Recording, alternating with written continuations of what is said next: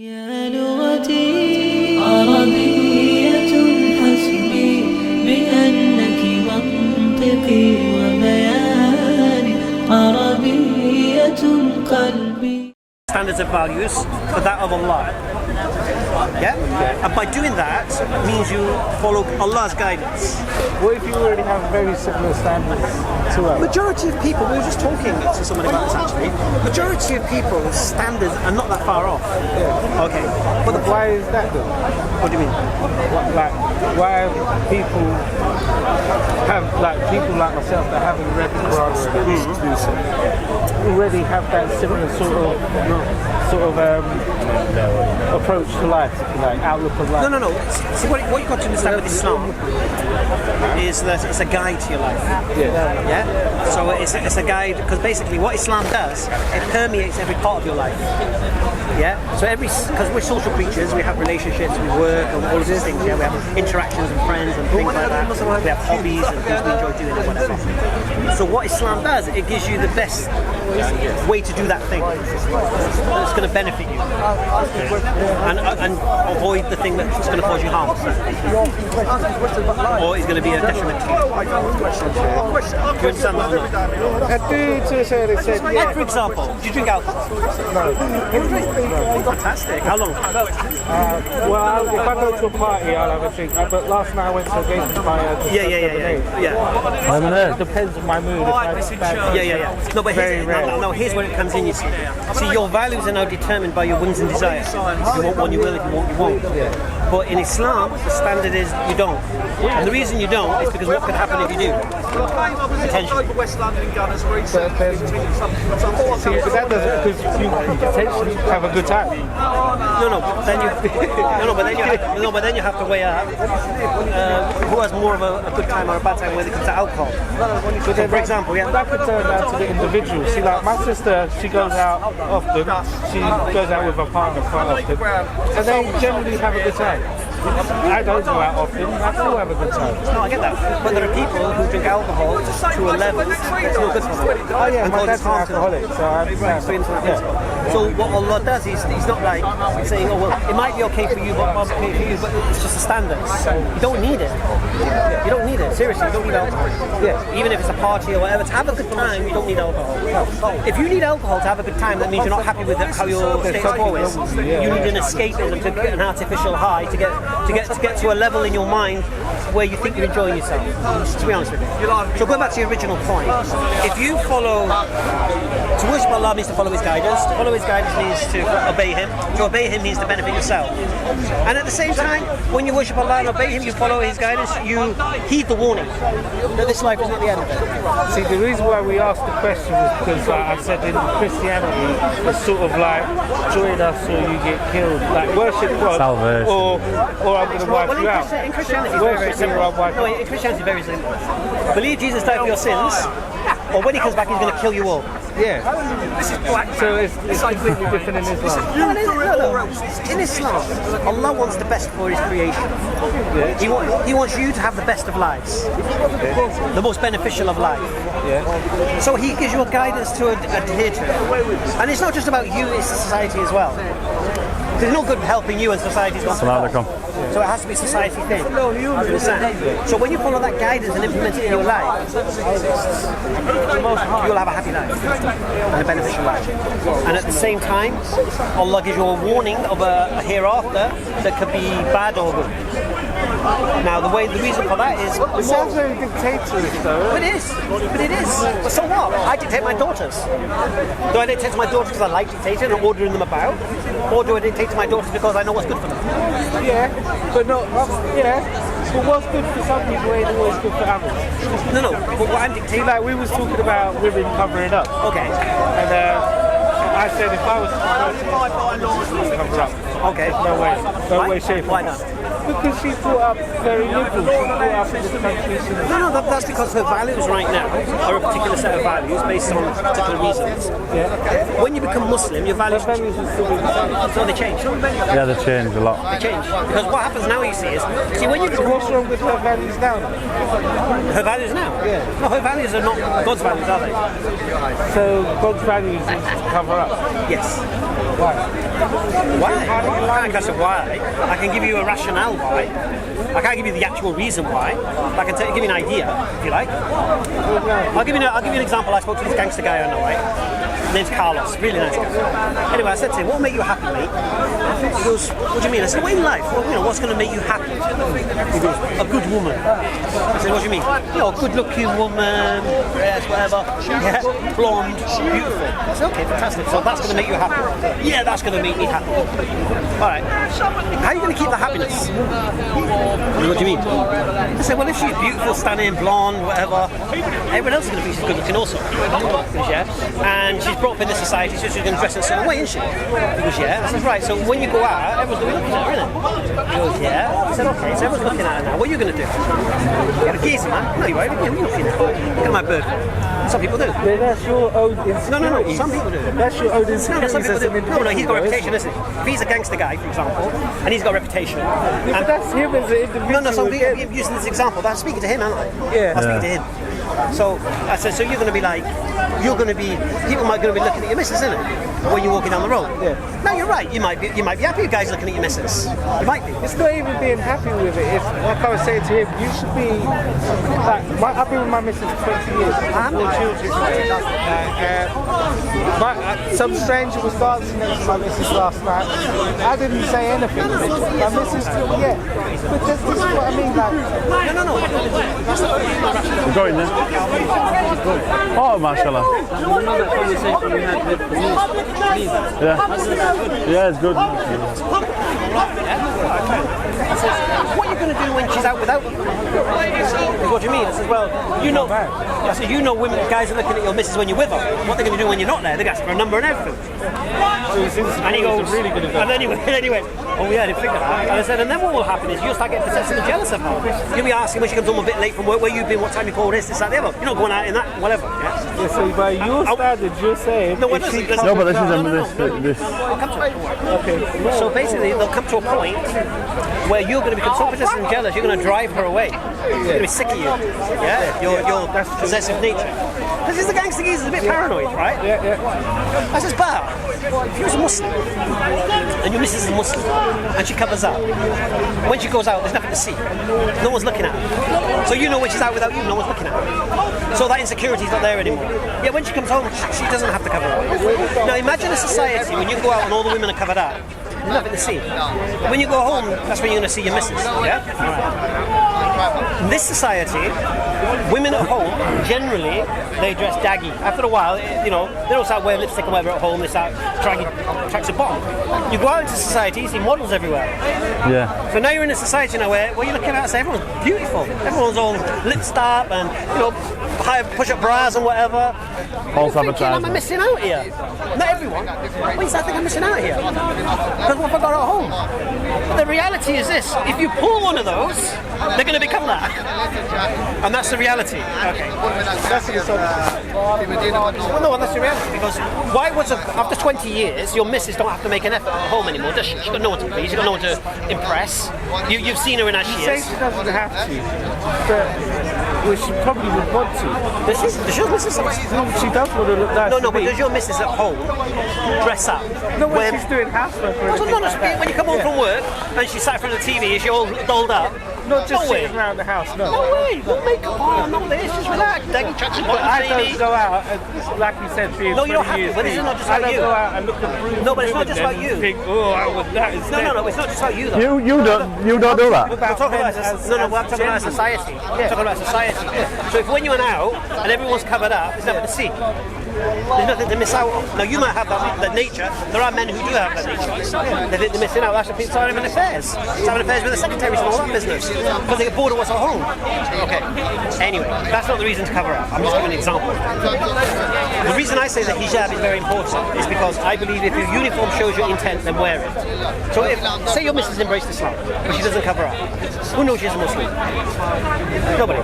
Who's going to recognize her? Who's going to give a salam? Who's going to... Nobody. So, and the thing about Islam and human beings, we're social creatures. So we gravitate towards like-minded people. But if nobody knows you're Muslim, how are you ever going to do that? So for me, it's a standard. Like if I see a woman without hijab, I look at her daughter, she's wearing hijab, I know she's a Muslim now. Couldn't you have like a set of earrings or something, you know, instead of like a full dress gown? No one's saying you have to wear a burqa. Yeah. We're just saying I'm talking about the hijab. Yeah. Okay.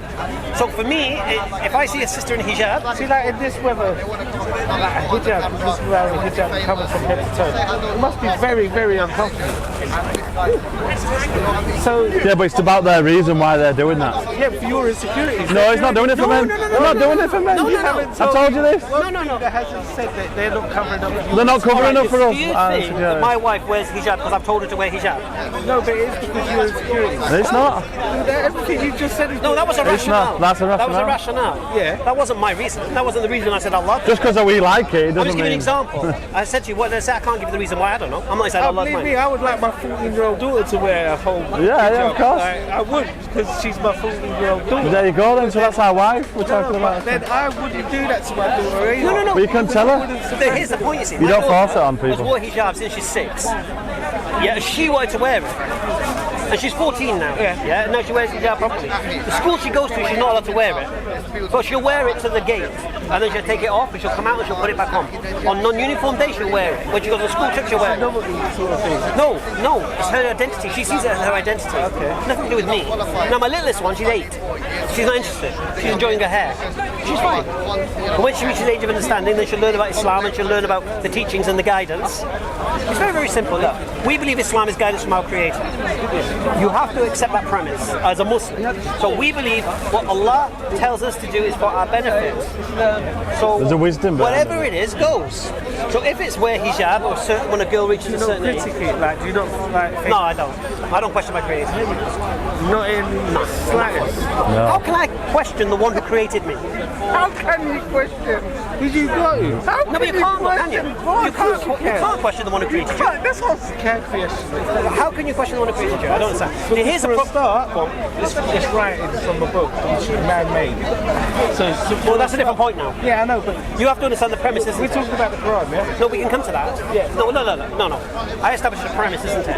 As a Muslim, I believe this is from Allah.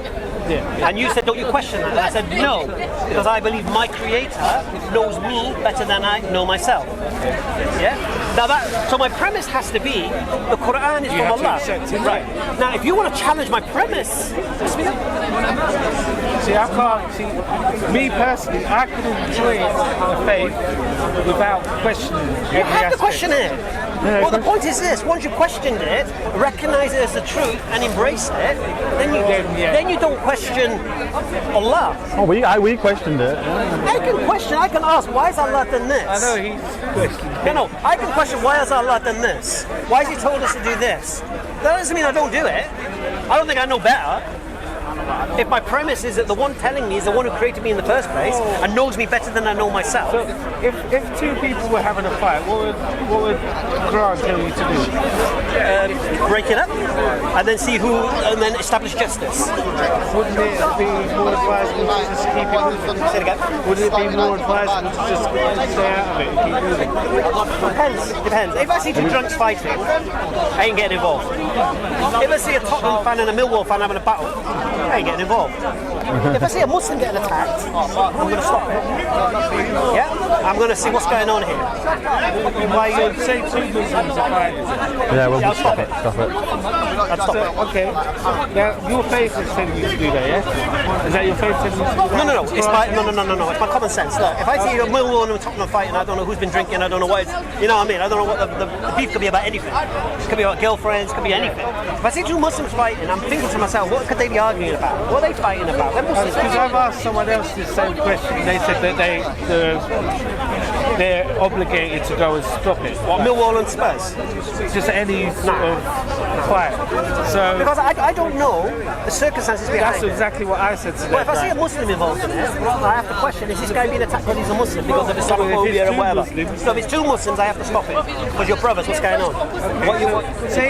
So that you having to stop it because you've been told. I believe, as Muslim brothers, that this argument can't take place due to the guidance they're supposed to be on. Rad's out here again. Is that Hamza or Muhammad? It's Mohammed. Okay, obviously don't drink alcohol. Don't gamble. I met Hamza already. Buy birds up in the street. It's a bit lost today. Just an example. Don't deal in interest. Nothing like one. Credit cards, debit cards. Like it, don't like it. Wife has to cover up. Who cares? Right. That's the reality. Right. So, what do we say? Crazy, delusional, lying, or telling the truth. So, if I can dismiss crazy, delusional, and lying, then he has to be telling the truth, isn't it? I can't prove he's telling the truth. I can't. But if you can disprove. No, what I can show you, what I can do is hear your claim. My claim, I believe he's telling the truth, because I don't believe he lied, and I can give you my reasons, no problem. And I don't believe he was crazy, and I can give you my reasons, no problem. And I don't believe he was deceived, and I can give you my reasons, no problem. You're claiming he lied, so you need to give me your reasons why he lied.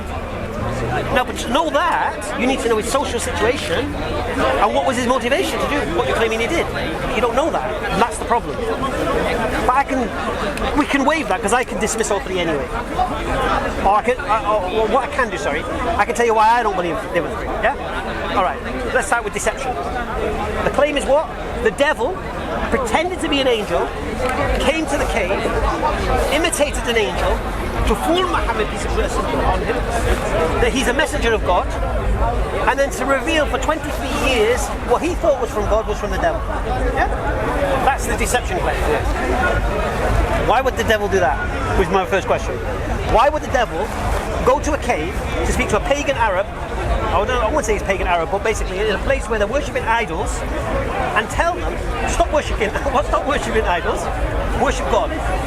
Worship the God of Abraham, yeah? And then start bringing all these guidances into them, warning them against the devil, telling them that he's accursed and stay away from him and whatever. Because one, the devil doesn't want you to believe God exists, and two, he doesn't want you to believe the devil exists. But what did they say? Was it Kaiser Sose? The greatest trick the devil ever pulled was to convince the world he doesn't exist. So if the devil doesn't want the world to know he exists, the last thing he's going to do is produce a book convincing the world he exists. Just doesn't make no sense.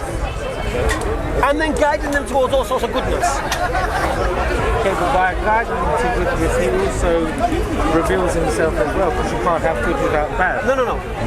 Revealed himself away from him. Satan does not want people to know the existence. Would you accept that? Oh, he does want people to know. I don't know. Oh, okay. If you were Satan, and you don't want people to worship God, do you? Okay. You don't want people to worship God, do you? You don't want people to believe God exists, do you? Because you have to know what's Satan's plan. And if you're Satan, you don't want people to know you exist, because then otherwise they're going to look out for you and they're going to try to avoid you and they're going to avoid your traps. But if you don't know you've got an enemy, the enemy can assault you daily without you knowing it. But once you know you've got an enemy, you're aware from it. You're looking for protection. You understand? Yeah. So if you look at the Quran, it's completely opposed to Satan. Curses him, tells you to seek refuge from him, tells you about God's existence and all it destroys idolatry, all of these things. So it doesn't make any sense whatsoever for the devil to get Muhammad, peace and blessings upon him, and give him a book to prove or to convince the people the devil exists and God exists and to seek refuge, and just to make no sense. Now, me personally, I can't believe that. You might be able to believe that, but I can't believe that. It makes no logical sense to me. Well, it wouldn't make logical sense to us because we're just humans. We're like trying to put human logic on their rationale. And then look at the teachings. Because it sounds like you're talking about two different football teams. Like, no. Let's establish something. Let's establish one thing. The God and the devil are not equals. No. We don't believe that. No, the devil's just a creation of God. Yeah? The devil needs permission to do anything. Okay, how do we measure what's good to what's bad? Like what God says is good, and what the devil does is bad? No. No, it doesn't work that way. Huh? What God says is good, and what God says is bad is bad. Okay. The devil just inclines you towards the bad. Okay. The standard of good and bad is God. Nothing to do with the devil. All the devil can do is beckon and call you and whisper and try and trick you into it. Okay, so now, hasn't the Quran beckoned all these people to it? No. It's not beckoned you to worship the devil, has it? If you believe, See, it's a deceiver. The devil's a deceiver. No. So Why if would he's the deceiver and he's deceived you using the Quran, you could be unwillingly doing what he wants you So to I do. could be unwillingly worshipping God and cursing the devil. Yeah, but at the same time, it could be what he wants. So his existence. So he wants me to exist. worship God. For his existence to exist, he might need But he you to doesn't want do me to that. know he exists. Why doesn't he? Because he's our enemy, and your enemy doesn't want you to know he exists. You might be a big-headed person and just decide, I want everyone to know I exist. Otherwise, they ain't gonna. I can't If you think exist you can without justify them what knowing you're I saying, exist. look, I've given you my reasons for, yeah? Yeah. This is all about probabilities here. Yeah. No, you think the devil's going to deceive you? Give me your reasons. Because how else would anyone know of their existence? Like, But the devil doesn't want you why to know. would God know their existence? No. Why would God want you to know? No. That's different. The God wants you to stop worshipping statues and worship Him. That's why he went to pagan Arabs. Why? But if the statue's giving you a benefit and you are able to change yours, because you've got a belief system, you could be an alcoholic, yeah?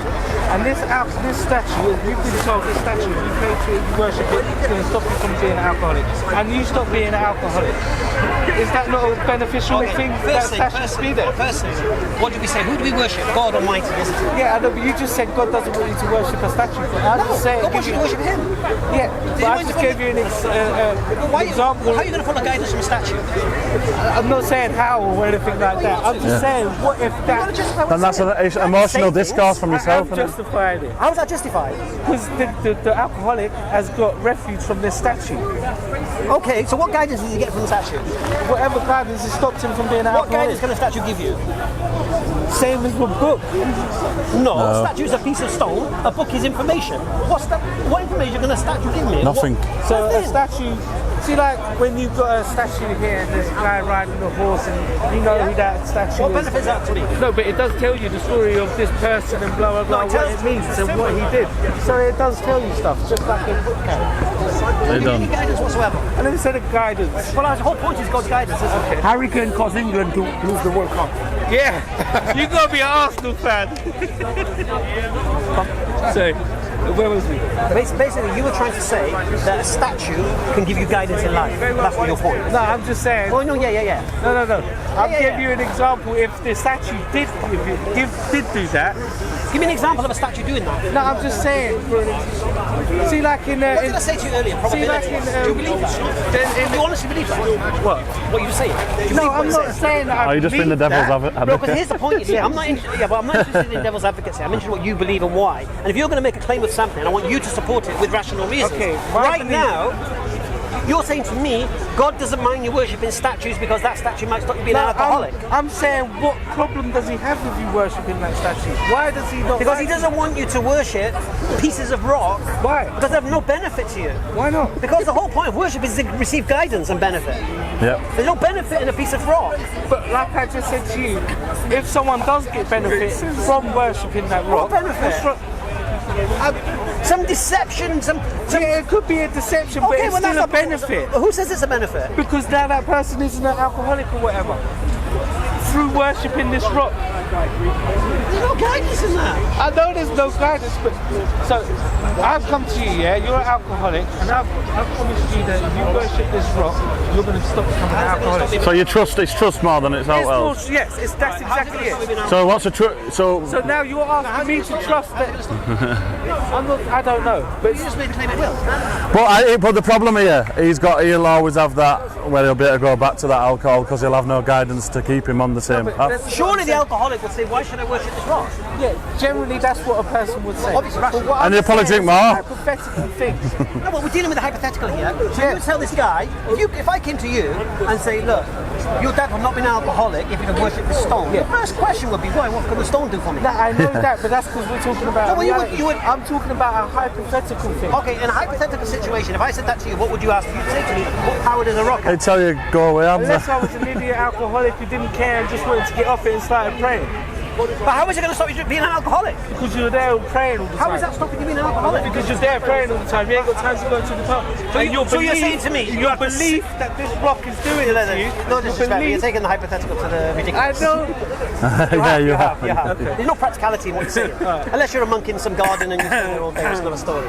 Yeah. But the point here is this. I don't believe, personally, you can believe what you like, man. People believe in all sorts of things. Yeah. People talk about invisible unicorns on Mars. But anyway, you have to justify what you're saying. Now, we can only go probabilities. Now, I've explained to you why I don't believe the devil deceived Muhammad because of what the Quran says, and it is a complete antithesis of what the devil stands for. Me personally, I think the devil wants chaos, the Quran brings order. I think the devil doesn't want people to know he exists, the Quran warns you against him and tells you to seek refuge from him. The devil doesn't want you to believe God exists, yeah? And therefore, the Quran tells you to worship God. So, for the devil... So has the Quran brought order? Yeah, if you follow it. Islamic If you follow it, you'll have it. If you don't... in all the Islamic If you follow it... So these Islamic nations don't follow it? Allahu Akbar. Yeah, Allahu Akbar. That's the case, unfortunately. Look, you know people talk about Israel and all that, yeah? Do you know what I blame for the state of Israel? The Arabs. Why? Because the Muslim Ottomans had control of Palestine. What did they do? They joined with the English, Lawrence of Arabia, and they fought against their Muslim brothers. They took Palestine off the Ottoman Turks, and what did the English do? Reneged, said we're not giving you Palestine, kept it, and then what? It became the Jewish homeland. Now, if the Arabs didn't go against their Muslim brothers, which they're not supposed to, Palestine wouldn't be in the hands it's in today. It wouldn't be in the state it's in today. So for me personally, no, Muslims in the world today are not following the teachings of Islam. And when I say it's not just the Quran, you see, it's the Sunnah as well. It's the Prophet Muhammad ﷺ and his guidance. I told you what, he's the walking Quran. So you can't just Quran blind. He couldn't read or write. Well, they say illiterate. I don't know what level of illiterate. Whether it's he couldn't write his name or whether he couldn't write a book. I don't know. Was the book written after he passed? The book was put together, compiled. After he had passed? Yes. So it's an oral tradition. Well, no, it was put together before he passed. So it could be mistaken as well. Someone could have added things If you want to make to a claim of a mistake, you can. No, I'm just saying there's... No, if you understood how it was compiled and the conditions of each ayat had to have two oral witnesses to the verse and written witnesses to the verse, and it had to be confirmed by the community. It was a community project. It wasn't one man putting it together. It was an oral tradition. So you needed to have, so for example, one verse. You needed to have who heard that verse, who heard that verse. You needed to have multiple chains of... So how long after did they compile it? It would have been after he died, when it was during the reign of.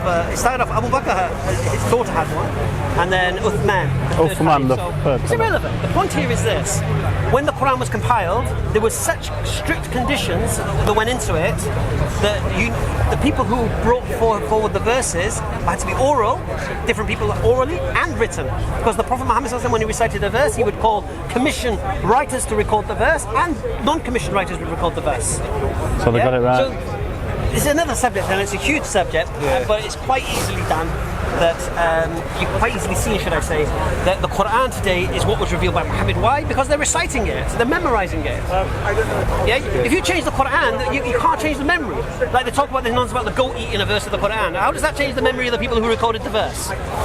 Yeah. So if I heard a verse of the Quran, I know. There you go. You're talking about it, and you know what? It absolutely stinks, man. It's disgusting to smell. Disgusting. It's your preference. I hate it. It's preference, though. Blowback. Anyway, well, that's fine. So basically, so the point here is this: the Quran was a community project put together. It was under strict conditions, and like I said, people memorize the Quran from Morocco to China, and you can go to hear the Quran wherever you go in the world today, and it's the same Quran. There is no difference. Alhamdulillah. Now, the claim of Muhammad, like I say, is what he got this from God. I'm sorry, mate. I'm taking exceptional one.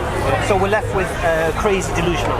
But the question needs to be asked: could a crazy delusional come up with this? The very simple answer is no.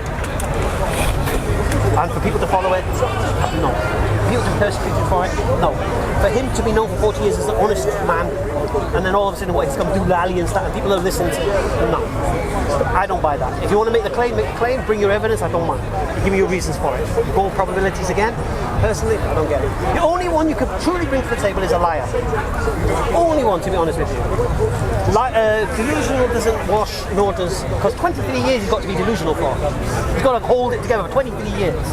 That's harder than telling the over 6 months or something like that, you could probably get away with it. 23 years after battles and this and that, and he's still delusional? Come on, don't buy it. So you're left with a liar. Now, to understand the lying claim, you need to understand his social condition. So he's married to the richest woman in Mecca. So he has no problem with those. His uncles are the custodian of the Kaaba. So he has no problem with status. He's known for 40 years as the one to tell the truth. Al-Amin, yeah, the trustworthy. The one who would arbitrate between warring tribes who disputes because they trusted his judgment. Why would he lie?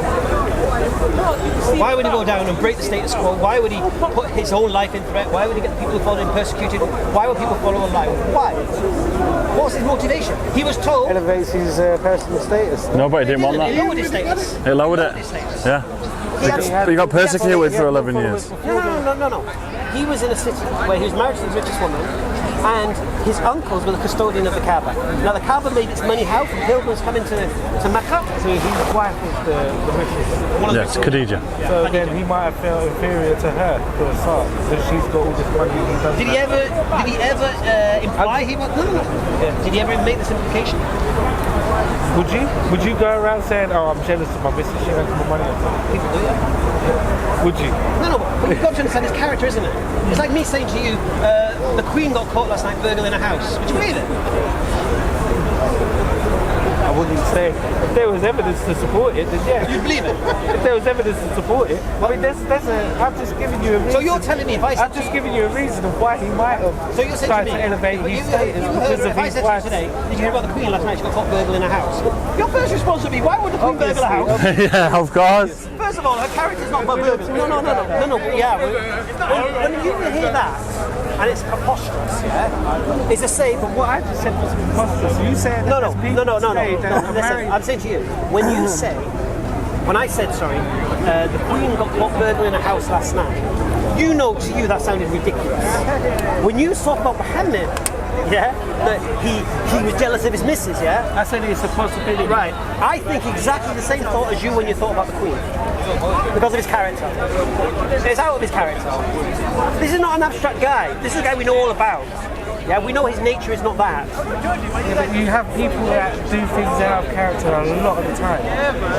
Like, say for an instance, a priest who goes around fondling little boys. Is that in his character? Yes. Is it? He's a priest. So to the outward looking people, you would see him as using your example. Person. A priest or a Catholic priest, especially, they don't get married. Yeah, they have to repress themselves sexually, and so they prey on what's vulnerable, and that's ultimately, unfortunately, that's the target. Yeah, that's why in Islam we don't have this celibacy nonsense. It's why you get married and have children. So, no, you're correct. It's out of character for a man to do that. Especially in that position. No, but the position he's put himself in and the conditions he's put on himself is not natural. See, if you hadn't found out that priest was a paedophile, then you could go on believing that he is such a good person. No, you could do. But if someone told you a priest and got that's what I'm saying. So if you heard a priest got caught abusing a kid, yeah, would you be shocked and surprised and think, well, that's not a character for a priest? Not now. No, you wouldn't. You think that's a Catholic priest too. Yeah. Because why? Because they put this burden upon themselves, which sexually frustrates themselves, and they can't do anything about it. And so what they do, they need an out. So they prey on what's vulnerable and what's around them. Yeah? So therefore, it isn't out of character. But when you talk about Muhammad, yeah, because we know his nature, he just... We think we know his nature. We do know his nature. We think we do.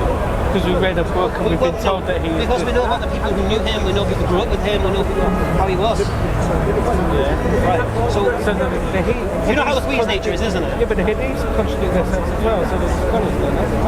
Like, don't they all agree with each other, the Hadiths? Like, all the writings about Muhammad and his character from the Hadith. Give me examples. يا لغتي عربية حسبي بأنك منطقي